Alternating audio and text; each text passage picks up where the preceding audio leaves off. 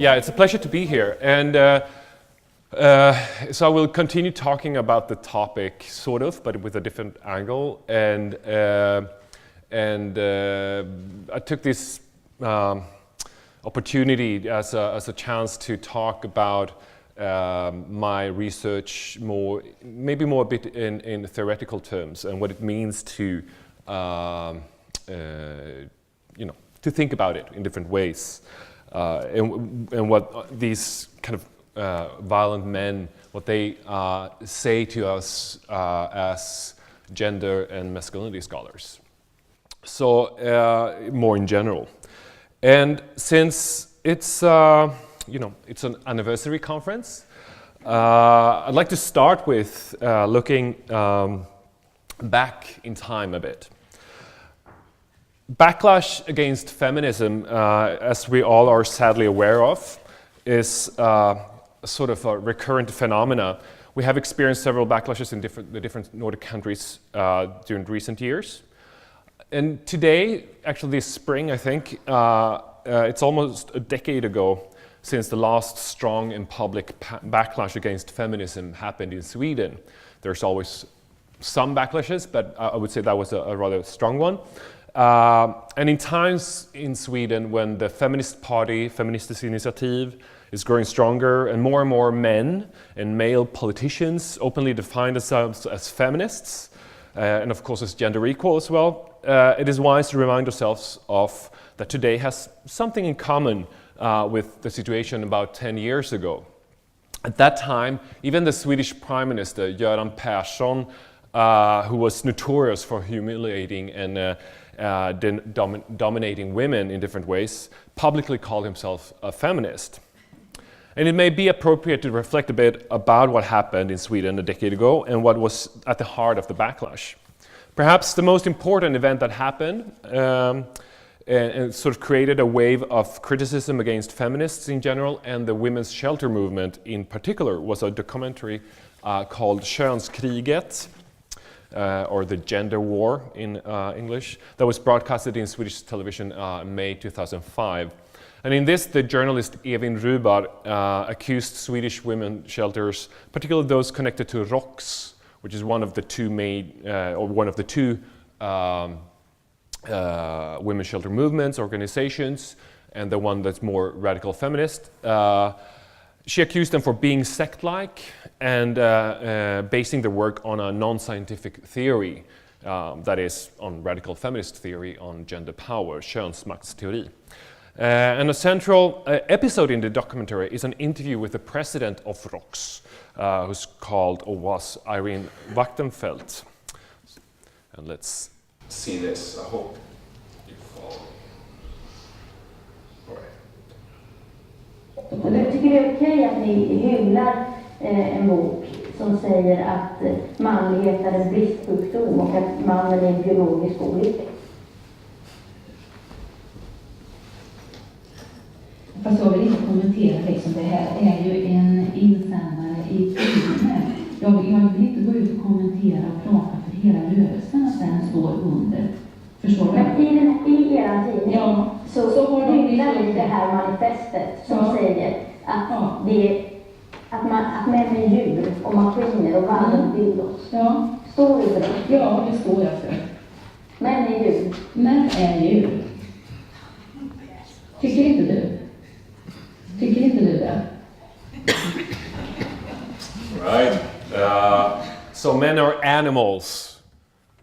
Irene von Wachtenfeld says that in the documentary. As we could see in this very short clip, part of the interview revolved about a review of Valerie Solana's classical Scum Manifesto, which ROX membership magazine recently had reviewed in rather positive terms and which was published in Swedish just that year previously.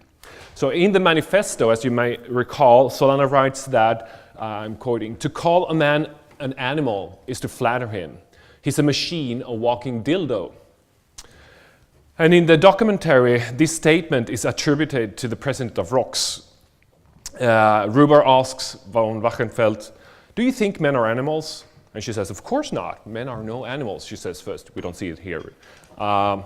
she replies. But after asking the same question over and over again, and I have some inside information that I know that they were sitting in the middle of the night for hours with this interview at the offices.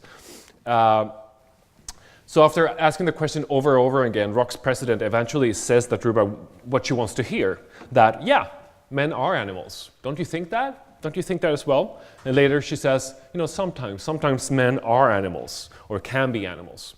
So while Solanas in fact wrote that men are not animals, since she argues that it would be to flatter him to call him an animal, and von Wachenfeld says that men are only animals sometimes, what got stuck in the public debate that followed was that feminists in general and ROCs in particular think that all men are animals. So men are animals. What does that performative act, what's the performative act of that statement? What does it do? I would say, you know, we could discuss this clip forever because it enacts so many things, but I would argue that above all, it portrays feminists, particularly feminists that combat violence against women, as seeing men, all men, as bestial and savage individuals that only follow their instincts.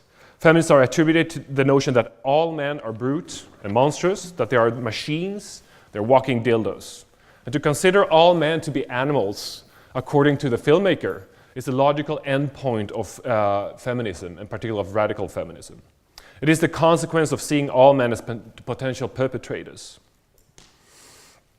But this statement does, however, do something more than just presenting a distorted view of radical feminism. It also presents an implicit counterpart in this narrative, a position that the filmmaker, Even Rubar, appears to inhabit or place herself in, a position that is expected to be shared by the audience, like the normal people out there watching the TV. And that position basically says that men are not animals, they are not potential perpetrators.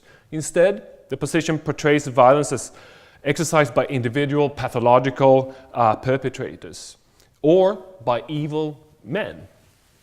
And these men are either to be pitied if they are pathological, they're sick, or they are monsters and we should, you know, do whatever with them. However, certain men could be monstrous. So not all men.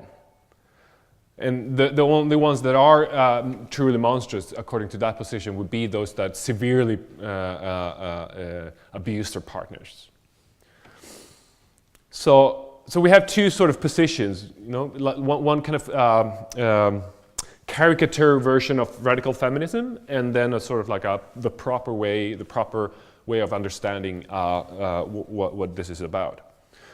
But at the same time, we should not forget that these two contrasting versions of violence against women have something in common, namely that violent men are inhuman. The differences between the caricature of the radical feminist and the public opinion, between von Wachenfeld on the one side and Even Rubar on the other side, is that the former believes that all men are animals, or at least potential animals, while Rubar's position is that only some men are. All right. So what does the expression men are animals entail? To say that an individual is an animal is to argue that he's not fully human, of course, that his behavior or his body is one way or another is bestial. In our case, it's the man's behavior that's portrayed as being inhuman. At one of his lecture series at the Collège de France, Michel Foucault talks quite extensively about the monster and the monster's forms that have characterized different historical periods. And generally we could talk about, or he talks about monstrosity as being characterized by mixture. So in the Middle Ages, monsters were primarily consisted of a mixture between two different species. It was a joining of distinct categories from different areas, often the human and the animal. We find a man with a head and an ox, or a man with the feet of a bird, or a man with the head of a wolf, as here. The monster is a mixture of species, was breaching classifications, natural classifications, and natural boundaries. So, and during the Renaissance, Foucault says that the same mixture primarily consisted of two individuals in the single body. such as the Siamese twins. And then he moves on to the classical era, and he argues that then the mixture of, at the center consisted of two sexes in the same body. Here the hermaphrodite, I'm sorry for my translation of that, or my pronunciation of that, was quintessential, since it was neither fully man nor fully woman. So although these monsters were seen as unnatural, they were also considered to be a part of nature. They were a kind of natural form of the unnatural. So monsters erased the boundaries between different species, between human and non-human, between bodies, between sexes, since they could not be classified, and that was what made them monstrous. Since the 18th century, or late 18th century, there was however, a change in the perception of the monster. The monster went from only regarding somatic, bodily issues and natural disturbances and became more like an issue of crime and criminality. It was no longer primarily an issue of physical violation of natural laws, but crimes against what was seen as proper behavior and conduct. So with this, we have a monstrous behavior and a monstrous criminal emerging. This new monster was a moral monster. In contrast to previous monsters, which regarded a mixture between bodies or species, the moral monster primarily concerned crime and the criminal's psychology, or his soul. So the monsters went from being primarily written on the body to be written on the soul, says Foucault.